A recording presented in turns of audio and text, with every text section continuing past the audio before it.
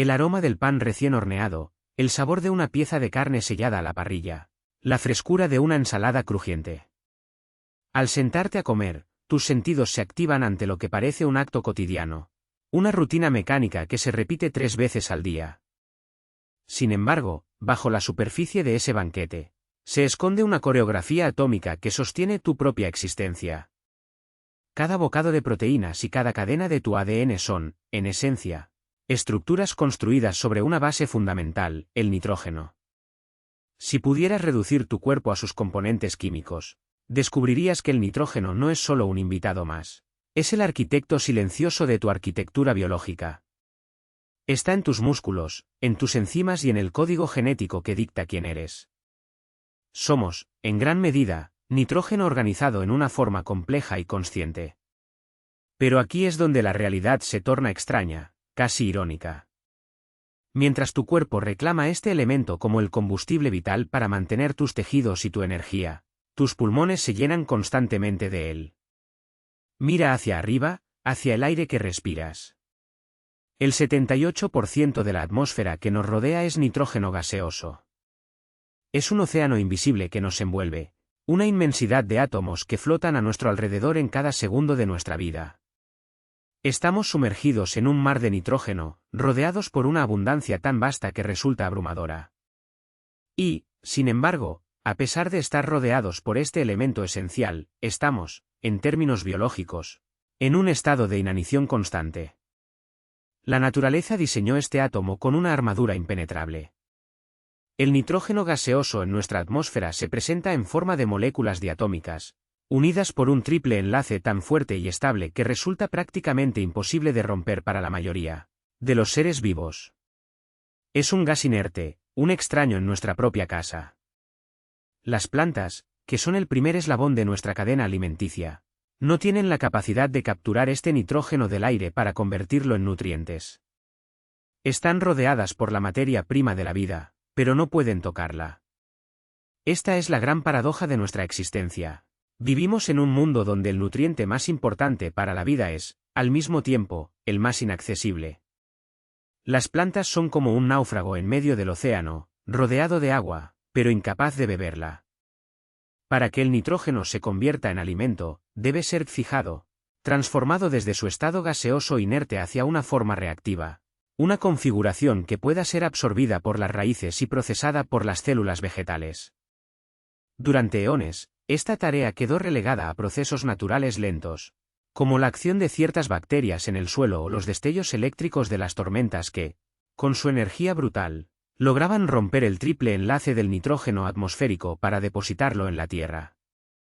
Era un sistema de equilibrio, un ciclo cerrado y paciente que dictaba cuánta vida podía sostener el planeta.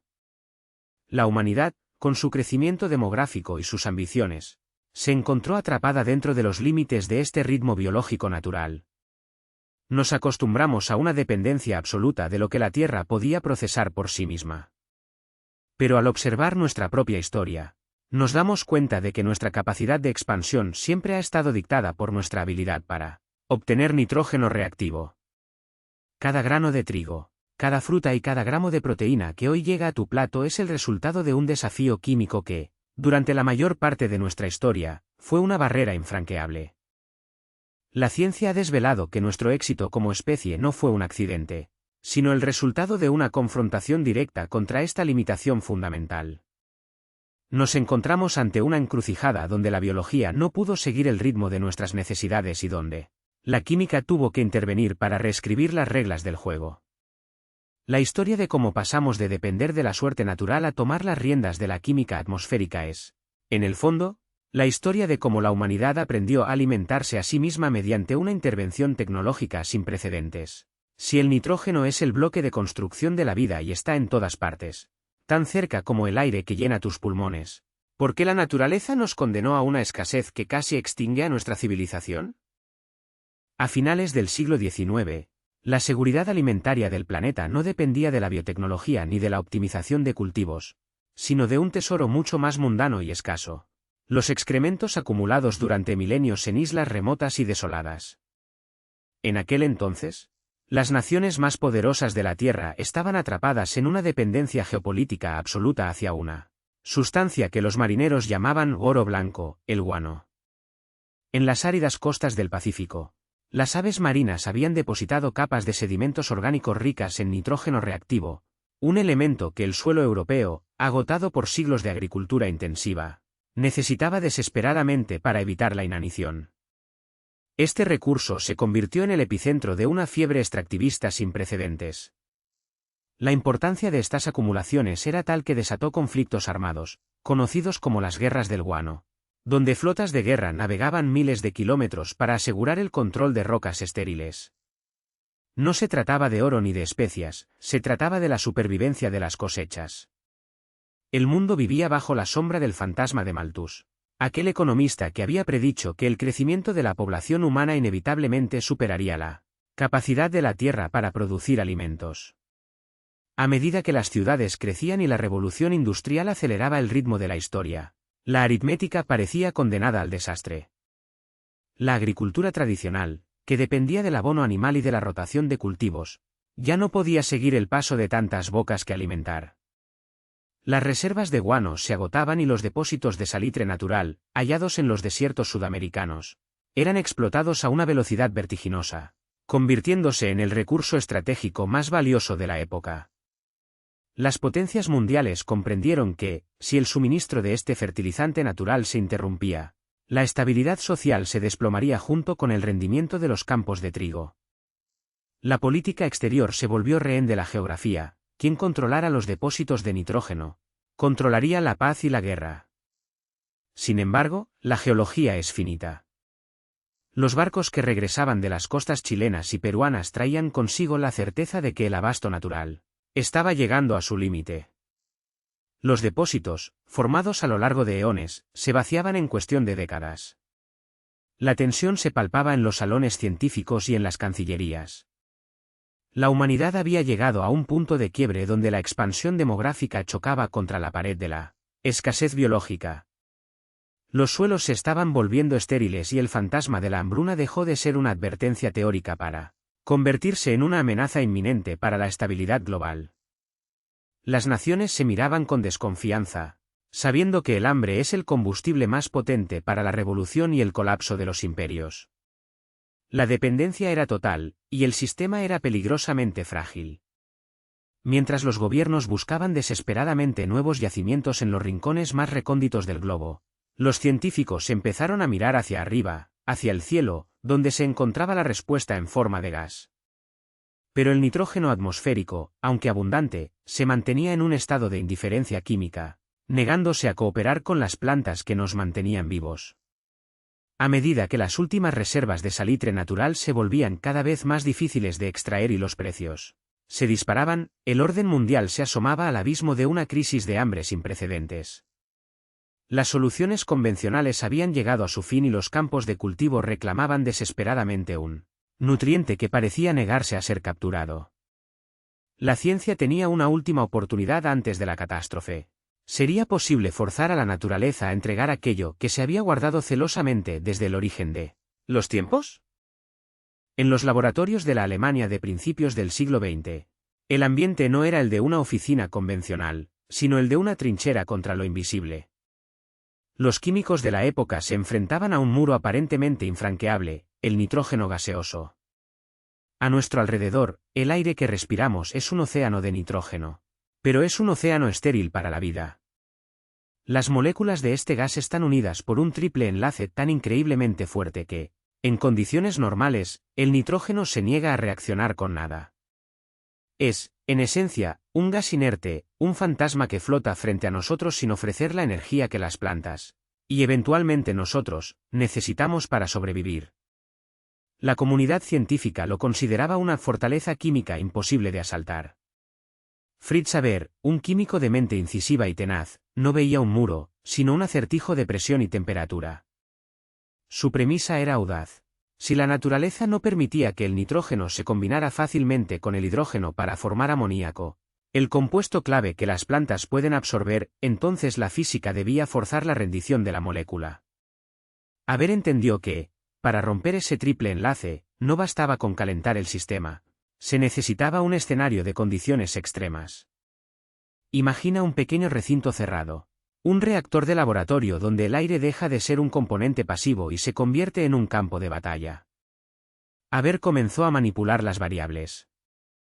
Elevó la temperatura para agitar las moléculas y, crucialmente, aplicó una presión inmensa para obligarlas a estar tan cerca que no tuvieran más opción que interactuar. Sin embargo, el secreto no residía solo en la fuerza bruta del calor o la compresión. El verdadero golpe maestro ocurrió cuando introdujo un catalizador, una sustancia que, sin consumirse en el proceso, bajaba la barrera energética necesaria para que la reacción ocurriera. Tras meses de experimentación obsesiva, en 1909, Haber logró lo que muchos consideraban una herejía química. Utilizando osmio y uranio como catalizadores, el aire comenzó a transformarse. A través de ese pequeño reactor, el nitrógeno gaseoso, esquivo y silencioso, fue capturado y obligado a casarse con el hidrógeno. El resultado, gota a gota, fue amoníaco sintético. Por primera vez en la historia del planeta, la humanidad no dependía de la biomasa animal o de la lenta descomposición orgánica del suelo para obtener nitrógeno. Haber había extraído el fertilizante directamente de la atmósfera. En el silencio de su laboratorio, mientras observaba cómo el amoníaco se condensaba en un pequeño matraz, Haber tenía frente a él la solución técnica para evitar la hambruna que acechaba al mundo. Pero el éxito científico trajo consigo una nueva y abrumadora paradoja. Lo que funcionaba en la escala controlada de un banco de pruebas era, a efectos prácticos, una curiosidad académica.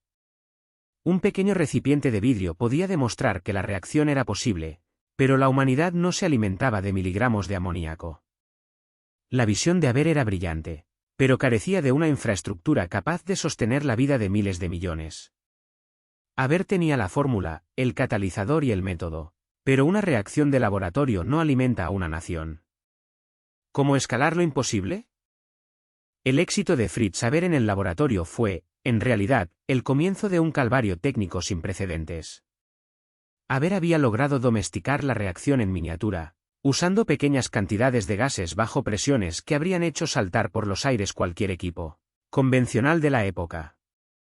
Pero cuando trasladó sus resultados a BASF, el gigante químico se encontró con un muro que no era químico, sino físico, la metalurgia. Para convertir esa chispa de laboratorio en un río de amoníaco capaz de fertilizar los campos del mundo, era necesario trabajar a presiones y temperaturas que sencillamente no existían en la industria de aquel entonces. Aquí es donde entra en escena Carl Bosch.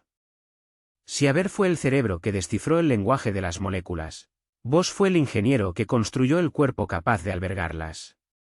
Cuando Bosch observó los experimentos iniciales, comprendió rápidamente que el verdadero enemigo no era la falta de reactividad del nitrógeno, sino la fragilidad de los materiales. Los reactores de hierro convencionales, expuestos a la combinación de hidrógeno a alta presión y temperaturas elevadas, se volvían porosos y quebradizos. El metal se convertía en una esponja, se agrietaba y, finalmente, estallaba con una violencia devastadora. Bosch se embarcó en una misión que redefinió los límites de la ingeniería mecánica. No existía en el mercado ningún acero, ninguna aleación ni ninguna técnica de forja que pudiera contener una reacción de ese calibre de forma segura y continua. El ingeniero tuvo que rediseñar la arquitectura misma de los contenedores. Su solución fue una brillantez técnica de doble capa, un revestimiento interno de hierro dulce, capaz de resistir el ataque del hidrógeno, encerrado en una carcasa de acero reforzado que soportaba la presión externa. Era un diseño que parecía una fortaleza en miniatura, pero incluso así, el riesgo de explosión era una sombra constante. El trabajo de escalado fue una lucha contra la termodinámica aplicada. Bosch no solo tuvo que inventar los materiales, sino también desarrollar sistemas de bombeo, válvulas y sellos capaces de mantener la estanqueidad en condiciones que, hasta ese momento, solo se habían visto en los cañones de artillería. Cada intento de escalado era una apuesta de alto riesgo. Una sola fuga de gas a esas presiones no solo significaba el fracaso del proyecto, sino un peligro mortal para cualquiera que estuviera cerca. Bosch pasó años perfeccionando el sistema, obsesionado con la durabilidad de los materiales y la eficiencia del flujo. La magnitud de este esfuerzo rara vez se reconoce como la hazaña colosal que fue. Bosch no solo construyó una máquina, creó un nuevo paradigma industrial. Logró transformar un proceso que antes solo existía como una curiosidad científica en un flujo constante, ininterrumpido y masivo. Cuando finalmente las válvulas se abrieron y el amoníaco comenzó a fluir en cantidades industriales, se había superado la barrera que impedía que la química alimentara al planeta. El acero, diseñado por Bosch, había ganado la batalla contra las fuerzas extremas de la termodinámica. Sin embargo, el triunfo tecnológico tuvo un costo invisible. Al dominar estas presiones y temperaturas, Bosch no solo estaba fabricando fertilizante, estaba estableciendo la infraestructura técnica necesaria para una producción química que, por primera vez, no dependía de los ciclos naturales ni de la disponibilidad limitada de recursos orgánicos. Se había creado un sistema de producción que era, en sí mismo, un ente poderoso, capaz de alterar profundamente el curso de los eventos mundiales. La fábrica estaba lista. El amoníaco fluía a través de kilómetros de tuberías de acero reforzado y el mundo estaba a punto de cambiar, de una forma que ni siquiera sus creadores imaginaron. La pregunta que surge ahora es inevitable. Una vez que el genio de la química fue liberado de su frasco de laboratorio y encerrado en la maquinaria industrial, ¿cómo se transformó la ambición científica de haber al verse respaldada por el poder de la gran industria, especialmente cuando las necesidades de una nación en guerra comenzaron a exigir respuestas distintas a la del hambre? La figura de Fritz Haber es, probablemente, una de las más inquietantes de la historia de la ciencia. Lo recordamos como el hombre que desafió las leyes de la termodinámica para arrancar el pan del aire, evitando una hambruna que parecía inevitable a principios del siglo XX. Sin embargo, este mismo intelecto, capaz de comprender las fuerzas invisibles que sostienen la vida, fue el que más tarde se entregó con fervor a la causa de la muerte. Haber no solo dominó el ciclo del nitrógeno, también fue el arquitecto de una nueva forma de hacer la guerra. Para entender esta dualidad debemos mirar hacia el estallido de la Gran Guerra. Alemania, bloqueada por las potencias aliadas, se encontró pronto en una encrucijada crítica. El mismo amoníaco que Haber había sintetizado para fertilizar los campos y alimentar a su población era, a la vez, el precursor necesario para fabricar los explosivos que el frente necesitaba desesperadamente. La ciencia, que había nacido para preservar la vida, se convirtió en el motor del esfuerzo bélico alemán. La transición fue casi imperceptible para Haber, quien veía en su trabajo una forma de servir a la patria por encima de cualquier consideración ética. Pero su compromiso con la guerra fue mucho más allá de la logística de los explosivos. En los campos de batalla de Ypres, el nitrógeno, el mismo elemento esencial para la vida, fue transformado en un arma de terror. Haber supervisó personalmente el despliegue de gases tóxicos, utilizando su conocimiento de la química de gases para asfixiar a los soldados en sus trincheras.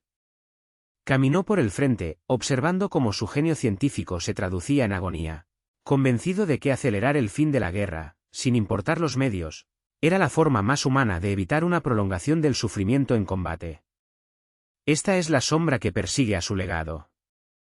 No podemos separar al químico que salvó a miles de millones de la inanición del hombre que aplicó esa misma lógica industrial a la aniquilación sistemática. Su carrera nos obliga a enfrentar una verdad incómoda: la ciencia, en su estado más puro, carece de brújula moral. Haber no veía contradicción en sus actos. Para él, la química era una herramienta neutral, un medio para alcanzar un fin, ya fuera la abundancia agrícola o la superioridad militar. Sus contemporáneos, incluyendo a su propia esposa, Clara Immerwahr, una química brillante por derecho propio, vieron el horror de esta deshumanización. Mientras él celebraba el éxito de sus aplicaciones militares, ella se enfrentaba al dilema moral de un trabajo que pervertía el propósito sagrado de la ciencia. La tragedia personal que marcó el final de su matrimonio no fue más que un eco de la fractura más profunda que Haber dejó en la sociedad de su tiempo. El proceso Haber-Bosch quedó para siempre marcado por esta mancha indeleble. La misma capacidad técnica que permitió escalar la producción de amoníaco hasta niveles industriales, permitiendo el crecimiento de la población mundial, fue la que demostró que la tecnología podía ser utilizada para una destrucción masiva y calculada. La línea que separa el progreso del desastre se volvió borrosa. Mientras el amoníaco seguía fluyendo hacia los campos, transformando la productividad de la tierra, la humanidad comenzó a darse cuenta de que la tecnología que alimentaba al mundo también poseía una potencia destructiva sin precedentes. Esta dualidad es la herencia de Haber. Nos dejó una herramienta que es, simultáneamente, la fuente de nuestro sustento y el símbolo de una ciencia que se ha desprendido de sus restricciones éticas. El genio que dominó la química del aire también nos enseñó que el control sobre los elementos naturales conlleva una responsabilidad que a menudo nos supera. Si el nitrógeno sintético se convirtió en la base sobre la que construimos la prosperidad demográfica del siglo XX, ¿qué sucedió cuando esa misma infraestructura se volvió indispensable para la supervivencia de nuestra civilización, vinculando nuestro destino de forma absoluta a una maquinaria química que nunca duerme? A lo largo del siglo XX, el planeta experimentó una metamorfosis sin precedentes. Si observamos las gráficas de crecimiento de la población humana, veremos una curva que se dispara hacia el cielo con una verticalidad casi antinatural. No fue una coincidencia biológica ni una casualidad climática, fue el resultado directo de una dieta basada en una química diseñada en fábricas. Sin la capacidad de inyectar nitrógeno sintético en el suelo para multiplicar el rendimiento de los cultivos, gran parte de los habitantes de las metrópolis modernas simplemente no existirían. Hemos pasado de ser una especie limitada por los ritmos de la naturaleza a una población global que crece al compás de la producción industrial de amoníaco. Hoy, la mitad de la humanidad depende de este proceso para obtener su alimento diario. Es una cifra asombrosa que revela nuestra vulnerabilidad oculta, el pan que se consume en cualquier mesa urbana, el arroz que sostiene a las economías más pobladas de Asia o el maíz que alimenta al ganado que llega a nuestras cocinas. Todos llevan consigo una firma invisible. Cada átomo de nitrógeno en las proteínas de nuestros cuerpos tiene, con una probabilidad cercana al 50%, un origen artificial. Hemos construido nuestra civilización sobre una plataforma química que, si se detuviera mañana, dejaría a miles de millones de personas frente a una carencia absoluta. Sin embargo, esta victoria sobre la escasez tiene un precio que no aparece en la etiqueta de los alimentos. La maquinaria necesaria para capturar el nitrógeno atmosférico es una de las empresas energéticas más intensivas de la humanidad. Para separar esos átomos inquebrantables y forzarlos a unirse con el hidrógeno, se requiere una cantidad colosal de calor y presión, un esfuerzo que consume aproximadamente entre el 1 y el 2% de toda la energía que el mundo genera anualmente. Este no es un costo menor, se trata de una de las piezas más grandes del rompecabezas energético global. Al operar esta inmensa red de plantas industriales, nos hemos convertido en los principales emisores de gases de efecto invernadero dentro del sector químico. Cada vez que encendemos la maquinaria para sintetizar los nutrientes que sostienen nuestro crecimiento demográfico, estamos, simultáneamente, vertiendo carbono a la atmósfera. Hemos aceptado un trato fáustico. Quemamos combustibles fósiles y consumimos energía a una escala industrial para estabilizar nuestra fuente de alimento, integrando la industria química en el centro mismo de nuestra supervivencia biológica. Esta dependencia es total. Las ciudades, esos centros de alta densidad donde se concentra la mayor parte de nuestra especie, existen gracias a que hemos desconectado la producción de alimentos de la fertilidad natural de la tierra. Ya no dependemos de los ciclos lentos del suelo ni de la rotación de los cultivos. Dependemos de una cadena de suministro que nace en un reactor de alta presión. Somos, en efecto, una especie que ha logrado domesticar el nitrógeno para sostener un crecimiento exponencial, pero hemos creado un sistema tan rígido y exigente que ya no podemos permitirnos el lujo de prescindir de él. Esta infraestructura no solo nos alimenta, sino que dicta la forma en que habitamos el planeta, permitiendo que miles de millones de personas vivan lejos de donde se cultivan sus insumos. Hemos convertido el ciclo natural del nitrógeno en una línea de montaje, un flujo constante que va desde la atmósfera, pasa por los reactores industriales, se integra en los cultivos y termina finalmente en nuestros platos. Pero, ¿qué sucede cuando este flujo constante se vuelve demasiado eficiente? ¿Hasta qué punto podemos inyectar nitrógeno reactivo en la biosfera antes de que el propio sistema que nos alimenta comience a fracturarse bajo el peso de su propia sobreabundancia? El nitrógeno que inyectamos en la tierra no se queda allí esperando ser absorbido por las raíces de nuestros cultivos. Inicia un viaje implacable, un recorrido que comienza en el surco del arado y termina, a menudo, alterando la química profunda de los ecosistemas que nos rodean. Cuando el fertilizante sintético se aplica en exceso, las lluvias lavan el nitrógeno sobrante, arrastrándolo desde los campos hacia los arroyos, ríos y, finalmente, hacia las vastas cuencas de los océanos. Es una cascada invisible que transforma la abundancia en una nueva forma de escasez, la falta de vida. En los cuerpos de agua, El nitrógeno actúa como un combustible químico que desata una explosión biológica descontrolada. Las algas, al encontrar este nutriente en concentraciones que la naturaleza nunca habría provisto por sí sola, proliferan de manera masiva. Esta proliferación crea una capa que bloquea la luz solar y, cuando finalmente muere, su descomposición consume todo el oxígeno disponible en el agua. El resultado son las llamadas zonas muertas, inmensas extensiones marinas donde la fauna acuática simplemente no puede sobrevivir. Lo que nació como una herramienta para garantizar el sustento humano se ha convertido en una presión asfixiante para la biodiversidad acuática, creando desiertos biológicos donde antes existía un equilibrio dinámico. Esta alteración no es un fenómeno aislado ni una anécdota ambiental menor. Estamos hablando de una modificación profunda de los ciclos biogeoquímicos del planeta. La intervención humana ha acelerado el flujo de nitrógeno a tal velocidad que hemos superado los límites planetarios de seguridad. Si comparamos esta huella con la del carbono, nos encontramos ante una realidad inquietante. El nitrógeno reactivo ha sido desplazado por nuestra actividad a una escala que supera incluso la perturbación que hemos causado en el ciclo del carbono. Hemos tomado un elemento que, durante eones, estuvo restringido a una circulación lenta y eficiente, y lo hemos liberado en el medio ambiente a una tasa que el sistema terrestre no tiene la capacidad de procesar, ni de neutralizar.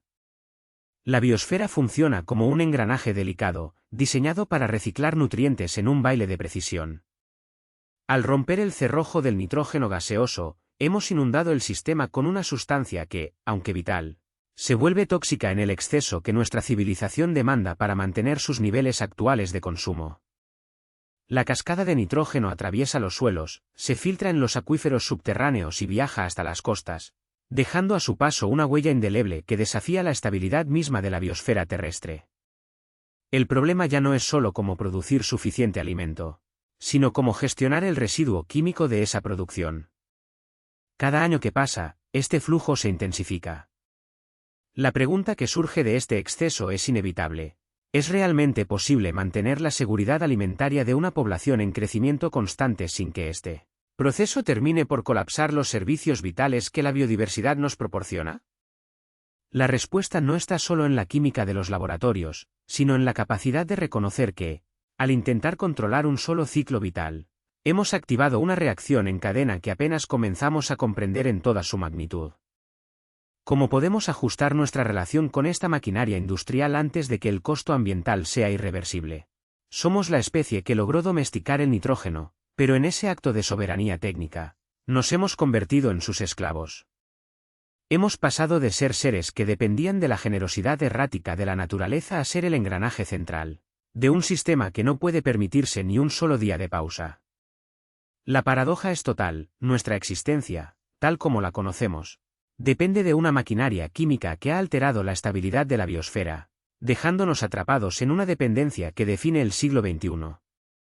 El equilibrio que alguna vez fue dictado por la evolución ahora es un cálculo de gestión industrial. Hemos tomado el control del ciclo del nitrógeno, pero ese control es precario. Al forzar la entrada de nitrógeno reactivo en el sistema terrestre, hemos superado fronteras de seguridad que ni siquiera sabíamos que existían. La biosfera, que durante milenios operó bajo un ritmo lento y autorregulado, hoy se ve forzada a procesar una carga química que excede su capacidad de asimilación. Nos enfrentamos a la realidad de que la misma tecnología que evitó una hambruna global es la que hoy pone en jaque la biodiversidad de los océanos y la calidad de nuestras reservas de agua. La solución no reside en abandonar la ciencia, sino en evolucionar nuestra relación con ella. La agricultura actual es un sistema de abundancia con fugas constantes, aplicamos nutrientes a gran escala, pero una parte significativa se pierde en el aire o se escurre hacia los ecosistemas, donde se convierte en un agente de desequilibrio. El desafío del futuro es la precisión. Necesitamos una tecnología agrícola capaz de cerrar el ciclo, donde el nitrógeno sea utilizado con una eficiencia casi absoluta, reduciendo al mínimo el desperdicio que hoy contamina nuestros recursos hídricos. No podemos simplemente apagar la maquinaria que nos permite comer. La seguridad alimentaria de miles de millones es un imperativo ético. Sin embargo, continuar con el modelo actual es ignorar las advertencias de un planeta que muestra claros signos de saturación. La gestión del nitrógeno se ha convertido en el examen definitivo de nuestra inteligencia como especie. Se trata de pasar de la era de la explotación química masiva a una era de administración consciente, donde el conocimiento científico no se utilice solo para extraer más, sino para mantener la integridad de los sistemas que nos sostienen. La responsabilidad recae en nuestra capacidad para innovar, no solo en la eficiencia de los procesos, sino en la circularidad de los mismos. Hemos alterado la química fundamental de la Tierra y, ahora, el peso de esa transformación recae sobre nuestros hombros. El futuro de la seguridad alimentaria depende de si seremos capaces de corregir el rumbo, de dejar de ver al nitrógeno como un recurso infinito que se puede inyectar sin consecuencias y empezar a verlo como un elemento vital que debe ser gestionado con la misma precisión con la que se construye un reloj de alta precisión. El viaje del nitrógeno desde las estrellas y la atmósfera hasta nuestros cuerpos y, finalmente, hacia los abismos oceánicos, es la historia de nuestra propia evolución tecnológica. Nos enfrentamos a la pregunta final: ¿seremos lo suficientemente sabios para equilibrar nuestras necesidades inmediatas con la salud a largo plazo de nuestro hogar común? La química planetaria no perdona los errores de diseño, y el ciclo que hemos alterado nos exige una respuesta que va más allá de la producción. Nos exige una nueva forma de habitar el mundo. Gracias por acompañarnos en este recorrido por las fuerzas invisibles que sostienen nuestra existencia. Si este análisis sobre nuestra compleja relación con la química del planeta te ha hecho replantear el impacto de lo que ocurre en nuestros campos y laboratorios, te invitamos a compartir tus reflexiones sobre cómo imaginamos el futuro de nuestra alimentación. Tu perspectiva es parte fundamental de este diálogo sobre el futuro de nuestra especie. Observar este dilema a través del caso de las granjas verticales hidropónicas en entornos urbanos nos ofrece una ventana hacia lo que podría ser la redención de nuestro modelo. En estas instalaciones, el nitrógeno no se dispersa en un campo abierto donde la lluvia lo arrastra hacia la indiferencia del océano. Aquí, el agua es capturada, filtrada y recirculada en un circuito cerrado. Es una coreografía de precisión donde cada gramo de nutrientes se mide según la absorción exacta de la planta, eliminando la fuga que caracteriza a la agricultura extensiva. Este contraste entre el campo tradicional, que actúa como un colador de nitrógeno hacia la biosfera, y el sistema cerrado de laboratorio, ilustra la magnitud del cambio de paradigma necesario. No se trata solo de cultivar, sino de gestionar un flujo de información química donde la planta le comunica al sistema que necesita y cuándo, evitando el exceso que hoy asfixia a nuestros ecosistemas. Sin embargo, la consecuencia de esta transición no es trivial. Si logramos cerrar el ciclo, nos enfrentaremos a una paradoja social: el fin de la era del fertilizante barato y abundante. La eficiencia extrema requiere una infraestructura tecnológica sofisticada que, por ahora, es incapaz de sostener la dieta de la totalidad de la población mundial. Estamos en una encrucijada donde la sostenibilidad exige una inversión de capital y conocimiento que los modelos extractivos actuales, cómodos en su ineficiencia, aún se resisten a adoptar. La historia del nitrógeno nos ha enseñado que el ingenio humano no tiene límites cuando se trata de vencer la escasez, pero también nos ha advertido que esa victoria tiene un precio oculto. Haber y Bosch nos liberaron de la tiranía de la naturaleza, pero nos encadenaron a una dependencia de la que no podemos escapar sin una reingeniería profunda de nuestra civilización. La seguridad alimentaria del futuro ya no dependerá de cuánto nitrógeno podamos extraer del aire, sino de cuánto podamos conservar dentro de nuestro sistema. Hemos demostrado nuestra capacidad para manipular la termodinámica del planeta. Ahora, el examen final consiste en demostrar nuestra capacidad para administrar esa manipulación con la humildad de quienes comprenden que no son dueños de los ciclos vitales, sino sus guardianes temporales. La química planetaria no es un suministro infinito de recursos, sino un delicado entramado de equilibrios. Aprender a cerrar el ciclo, a recuperar cada molécula que hemos puesto en marcha, no es solo un reto técnico de optimización agrícola. Es, en última instancia, el acto de madurez más urgente de nuestra especie: pasar de la era de la conquista de la materia a la era del respeto por su circulación.